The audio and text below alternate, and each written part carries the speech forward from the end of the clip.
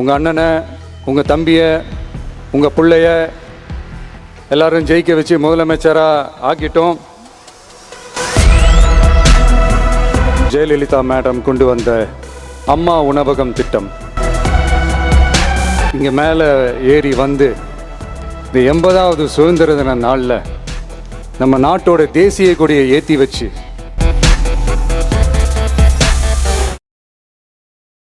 என் நெஞ்சில் குடியிருக்கும் தமிழக மக்களுக்கும் மாணவ மாணவிகளுக்கும் அனைவருக்கும் என்னுடைய சுதந்திர தின நல்வாழ்த்துக்கள், என்னுடைய வணக்கத்தையும் தெரிவிச்சுக்கிறேன். தங்களுடைய உயிரை, உடமைய, வாழ்க்கைய எல்லாம் இழந்துட்டு நமக்காக சுதந்திரம் வாங்கி கொடுத்த நம்ம சுதந்திர போராட்ட தியாகிகள், அதில் பிரபலமானவர்கள் மற்றும் பேர் தெரியாதவங்க அப்படின்னு இருந்தாலும் அவங்க எல்லாருக்கும், ஏன் அவங்க ஒவ்வொருத்தருக்கும் தனிப்பட்ட முறையில் என்னுடைய வீர வணக்கங்கள்.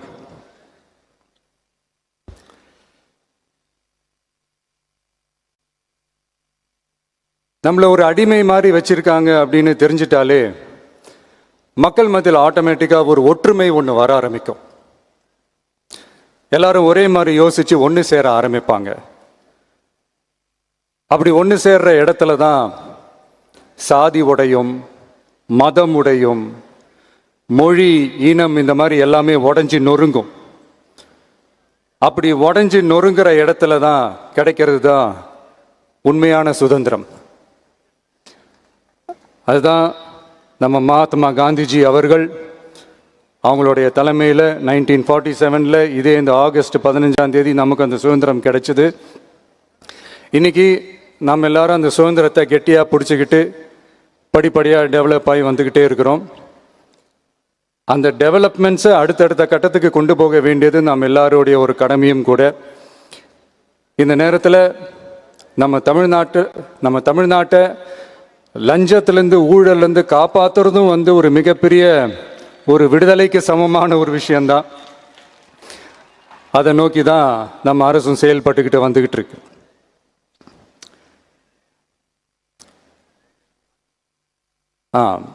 இந்த 386 ஆண்டு பழமையான இந்த கோட்டையில் இங்கே மேலே ஏறி வந்து இந்த 80வது சுதந்திர தின நாளில் நம்ம நாட்டோட தேசிய கொடியை ஏற்றி வச்சு இன்னைக்கு இந்த விழாவில் என்னை பேசவும் வச்சிருக்கிறீங்க. அதுக்காக உலகம் முழுவதும் இருக்கிற என்னுடைய தமிழ் சொந்தங்களுக்கும், தமிழ்நாட்டு மக்களுக்கும், ஜென்சி இளம் சிங்கப்படை தோழர்களுக்கும் என்னுடைய மனமார்ந்த நன்றியை தெரிவிச்சுக்கிறேன். பிறப்புக்கும் எல்லா உயிருக்கும் அப்படின்ற ஒரு மிகப்பெரிய ஒரு கோட்பாட்டை அடிப்படையாக வச்சு தான் நம்ம தமிழ்நாட்டை லஞ்ச லாவண்யமற்ற, போதைப் பொருள் கலாச்சாரம் இல்லாத, பெண்கள் பாதுகாப்பு, சமூக நீதி அடிப்படையில்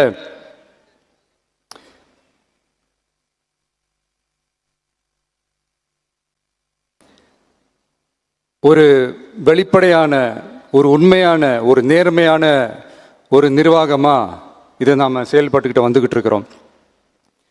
பொது வாழ்வில் சமரசம் இருக்கவே கூடாது. மக்கள் நலன் தான் மிக மிக முக்கியமான ஒரு விஷயம். அந்த அடிப்படையில் தான் தமிழக வெற்றி கழக அரசு செயல்பட்டுக்கிட்டு வந்துக்கிட்டு இருக்கோம். அதே அடிப்படையில் தான் மக்கள் நலன் சார்ந்த திட்டங்கள்லையும் நம்ம சென்ட்ரல் கவர்மெண்ட்டோட நிர்வாக ரீதியாக ஒத்துழைப்போட இருக்கிறோம். But at the same time நம்ம தமிழ்நாடு கொள்கைகள்னு வந்துட்டா மாநில உரிமைகளுக்கு எதிரான முடிவுகள்லையும் சரி, தமிழ்நாட்டுக்கு எதிரான கொள்கை முடிவுகள்லையும் சரி, நம்ம டிவிகே அரசு எப்பவுமே எதிர்க்கும். அதில் எந்த மாற்று கருத்துமே கிடையாது. அதே மாதிரி இதுக்கு முன்னாடி நிறைய திட்டங்கள்லாம் கொண்டு வந்திருக்காங்க. அதில் எதெல்லாம் மக்களுக்கு யூஸ்ஃபுல்லாக இருக்கிற மாதிரி திட்டங்கள் இருக்கோ அதெல்லாம் கண்டினியூ பண்ணிக்கிட்டு தான் இருக்கிறோம். ஃபார் எக்ஸாம்பிள், ஜெயலலிதா மேடம் கொண்டு வந்த அம்மா உணவகம் திட்டம், அது இன்னும் மெருகேற்றி கண்டினியூ பண்ணிக்கிட்டு தான் இருக்கிறோம். அது மாதிரி காலை உணவு திட்டம், அதையும் இன்னும் விரிவுபடுத்தி 6th ஸ்டாண்டர்ட்லேருந்து 8th ஸ்டாண்டர்ட் வரைக்கும் அதையும் விரிவுபடுத்தி வர செப்டம்பர் 17ஆம் தேதி பெரியார் அவர்களுடைய பிறந்த நாள் அன்னைக்கு அதை தொடங்க இருக்கிறோம். ஸோ நம்மளுடைய அரசு, உங்களுடைய அரசு வந்து இந்த 3 மாதம் ஆகுது. இந்த 3 மாதத்தில் விவசாயிகளின் பயிர்க்கடன் ரூபாய் 5932.23 கோடி தள்ளுபடி செய்யப்பட்டுள்ளது. குறுவை சாகுபடி தொகுப்பு திட்டத்திற்கு ரூபாய் 134.83 கோடி வழங்கப்பட்டுள்ளது. ஒன்றிய அரசு நிதியுடன் ரூபாய் 12,642 கோடியில் 125 நாள் வேலைவாய்ப்பு திட்டம் மற்றும் ஜல்ஜீவன் குடிநீர் திட்டம் ரூபாய் 18,123.05 கோடியில் செயல்பாட்டிற்கு கொண்டு வரப்பட்டுள்ளது. சுகாதாரத்துறையில் சேவைக்கு நலம் AI செயலி கொண்டு வரப்பட்டுள்ளது. பேரறிஞர் அண்ணாவின் பிறந்த நாளான செப்டம்பர் 15ஆம் நாள் தாய்மாமன் தங்க மோதிர திட்டம் ரூபாய் 755.83 கோடியில் தொடங்கப்பட உள்ளது. மக்களின் போக்குவரத்திற்கு ரூபாய் 127.21 கோடியில் 300 புதிய பஸ்கள் வழங்கப்பட்டுள்ளது. தமிழ்நாட்டில் மது பழக்கத்தை குறைத்திடும் வகையில் முதற்கட்டமாக 717 டாஸ்மாக் கடைகள் மூடப்பட்டுள்ளன. வெளிப்படையான நிர்வாகத்திற்காக நவீன தொழில்நுட்பத்தை பயன்படுத்தி கணினி மயமாக்கப்பட்ட நிர்வாகம் செயல்பாட்டில் உள்ளது. முன்னெப்போதும் இல்லாத ஆளில்லா பத்திரப்பதிவு செயல்பாட்டிற்கு கொண்டு வரப்பட உள்ளது. கோயில் நிலங்கள் கணக்கெடுக்கப்பட்டு அனைவருக்கும் தெரியுமாறு ஆன்லைனில் ஏற்றப்படுகிறது. வருவாய்த்துறையில் அனைத்து சான்றிதழ்களும் 15 தினங்களுக்குள் வழங்கப்படுகிறது. லஞ்சம் வாங்குவதை புகார் செய்ய புதிய வாட்ஸ்அப் எண் அறிவிக்கப்பட்டுள்ளது. அரசின் வருமானம் தனிநபருக்கு செல்வது தடுக்கப்பட்டுள்ளது. அனைத்து துறைகளிலும் லஞ்சம் ஊழல் ஒழிக்க தொடர் நடவடிக்கை எடுக்கப்பட்டு வருகிறது. கனிம பயன்பாடு முறைப்படுத்தப்பட்டு நவீன தொழில்நுட்ப உதவியுடன் விநியோகிக்கப்படுகிறது. சட்டம் ஒழுங்கு தீவிரமாக கண்காணிக்கப்பட்டு பராமரிக்கப்பட்டு வருகிறது. ஜூன் மாதம் 29-30ஆம் தேதியில் நடந்த மாவட்ட ஆட்சியர் மற்றும் காவல் கண்காணிப்பாளர் மாநாட்டில் சட்டம் ஒழுங்கு பிரச்சனையில் கடுமையான நடவடிக்கை எடுக்க உத்தரவு போட்டிருக்கிறோம். அரசு சொல்லியிருக்கிறோம். மக்களை அலைய விடக்கூடாது, கோரிக்கைகளை நல்லபடியாக ஆராய்ஞ்சு சரியான வழியில் தீர்வை தர சொல்லியிருக்கிறோம்.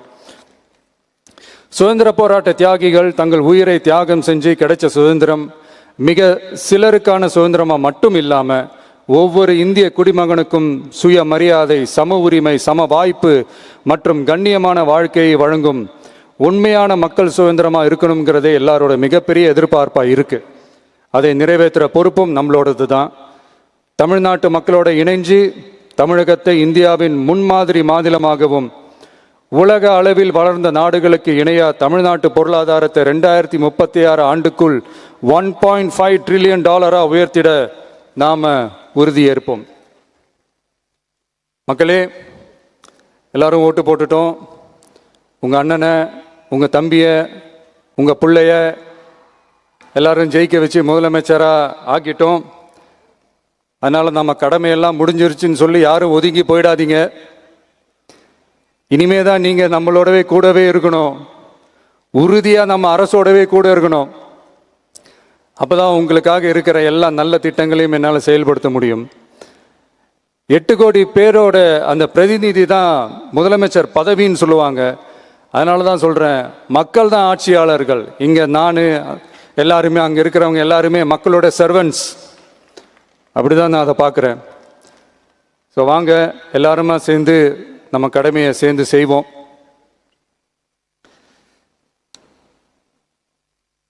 நம்ம அரசுக்கு எதிரான சக்திகளையும் சரி சதிகளையும் சரி முறியடிப்போம். நீங்க எல்லாரும் நம்மளோட இருக்கும்போது எனக்கு வேற என்னங்க கவலை? நல்லதை மட்டுமே நோக்கி நகருவோம். அப்படி நல்லதை மட்டுமே நோக்கி நகரும் உங்க அரசு உங்களுடைய எதிர்பார்ப்புகளையும் உங்களுடைய கருத்துக்களையும் மனசுல வச்சுக்கிட்டு தான் நல்ல சிறிய புதிய அறிவிப்புகளை அறிவிக்க இருக்கிறோம். அதில் ஒரு சிலதை மட்டும் இங்கே நான் படிக்கிறேன். 1, தாய்நாட்டிற்காக தன்னலமற்ற தியாகம் செய்து நமது நாட்டின் பாதுகாப்பிற்காக அரும்பாடுபட்ட முன்னாள் படை வீரர்களின் நலன் கருதி அவர்களது 2 மகள்களுக்கும் வழங்கப்படும் திருமண நிதி உதவி 25,000 ரூபாயிலிருந்து 50,000 ரூபாயாக உயர்த்தி வழங்கப்படும். 2, மாற்றுத்திறன் கொண்ட முன்னாள் படை வீரர் மற்றும் அவர்களை சார்ந்தோர்களுக்கு வழங்கப்பட்டு வந்த மாதாந்திர நிதியுதவி 5000 ரூபாயிலிருந்து 7000 ரூபாயாக உயர்த்தி வழங்கப்படும். 3, மாநில அரசால் விடுதலை போராட்ட வீரர்களுக்கு வழங்கப்பட்டு வரும் மாதாந்திர ஓய்வூதியம் 23000 ரூபாயாக உயர்த்தி வழங்கப்படும். 4, மாநில அரசால் விடுதலை போராட்ட தியாகிகளின் குடும்பங்களுக்கு வழங்கப்பட்டு வரும் மாதாந்திர குடும்ப ஓய்வூதியம் 12500 ரூபாயாக உயர்த்தி வழங்கப்படும். 5, வீரபாண்டிய கட்டபொம்மன், முத்துராமலிங்க, விஜய ரகுநாத சேதுபதி, மருது சகோதரர்கள் மற்றும் வாவு சிதம்பரனார் ஆகியோரின் வழித்தோன்றல்களுக்கு வழங்கப்பட்டு வரும் மாதாந்திர சிறப்பு ஓய்வூதியம் 11500 ரூபாயாக உயர்த்தி வழங்கப்படும். இவற்றிற்கான அரசாணைகள் அரசால் வெளியிடப்பட்டுள்ளது. I once again extend my respectful greetings and salute the people of Tamil Nadu who has broken the caste and religious considerations, rejecting money and muscle power, and gave us an overwhelming support to establish people-centric and social justice government.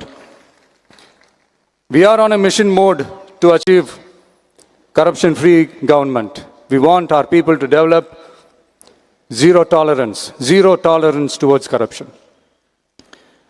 And we appeal to the officials and the people of Tamil Nadu to make our state corruption-free. இன்னைக்கு இந்த விழாவில் பரிசு வாங்க போகிற, பாராட்டுகளை வாங்க போகிற, விருதுகளை வாங்க போகிற அனைவருக்கும் என்னுடைய வாழ்த்துக்களை தெரிவிச்சுக்கிறேன்.